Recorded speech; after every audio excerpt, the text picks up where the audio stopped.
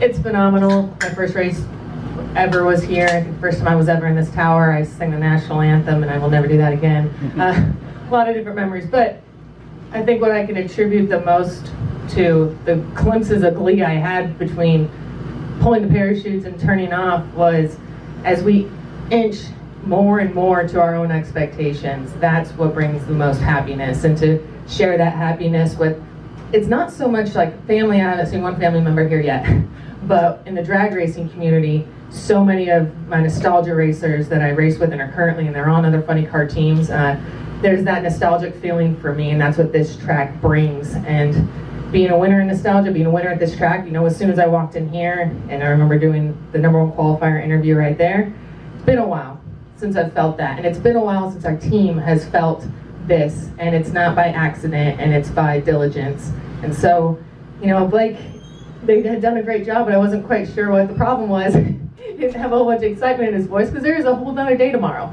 And the track could definitely be getting better, but for us, it's all about perspective on our own car and our own team, and focus on that and the fundamentals, and that's what I'm happy about. I wouldn't be happy, of course, if you keep working and you keep trying and you keep failing. So the happiness comes from finding the success in what we're doing and knowing that we're in the right direction.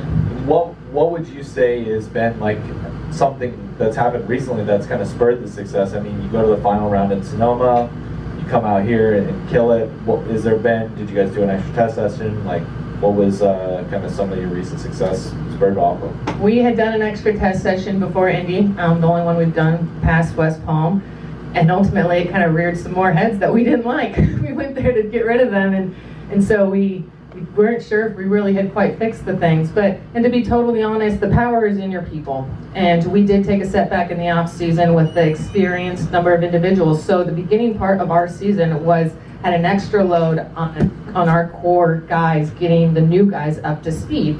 And now that everybody is pulling the rope in the same direction with the same amount of force, and that's really what it took. You know, Rome wasn't built overnight, and we've had our waves of highs and lows, but the core of us know what it's like to win here. We have the data for this track, whether nobody's ran on it in 18 months or not, but that's what the professionals do, is they read and they adapt. And so that is what I feel like is the variable to our recent success, is having the mindset of adapting instead of just trying.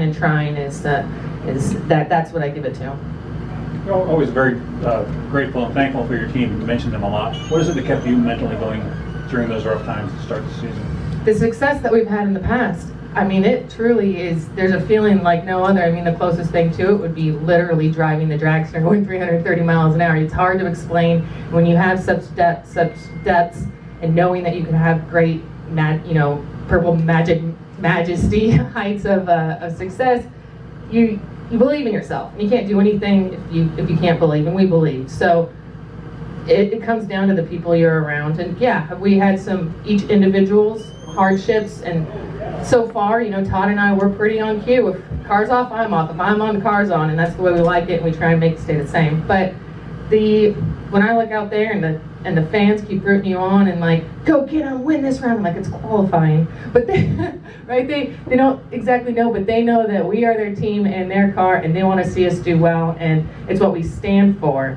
I mean, I feel like that's kind of what I keep going back to, is what do we stand for? We stand for perseverance and success and excellence and professionalism, and that's what keeps me going. That's what I always wanted to grow up to be, and the person that I am, and you can't be that unless you exemplify it yourself.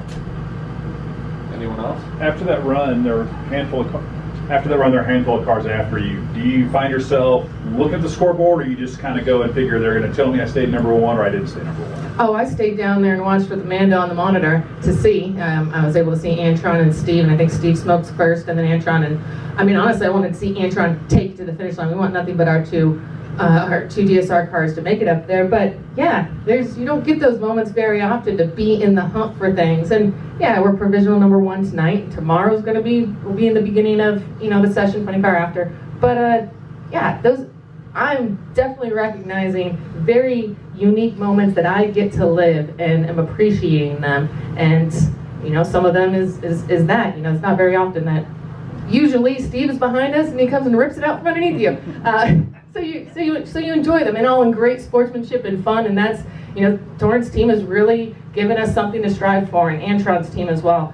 So it's I do it. I'm down there, I have my headset on, I watch, and it's not you're excited as a sense that it's stuck, because not just because it's stuck, but that means you get to be the last pair. So it just comes down to that. And I think I saw so many different things today that I did and made sure we changed cars, or we kept the cars the same, we changed bodies.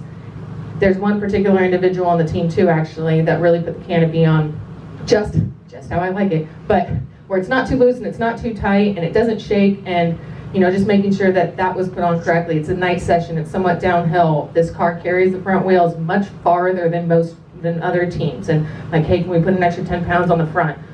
Switching helmets, switching suits, just being on top of our game. And I think what a lot of people don't realize is as we change liveries and cars and all of that, that's just extra responsibilities on top, which is fine. That's what we do, it's who we are. But it just me coming here to Pomona puts me in the mindset when I was 13 years old at section 24, going, I want to do that. All right, well, we wish you luck tomorrow. We wish you luck the rest of the weekend. Thank you so much for coming. Appreciate that. Thank you. Congratulations.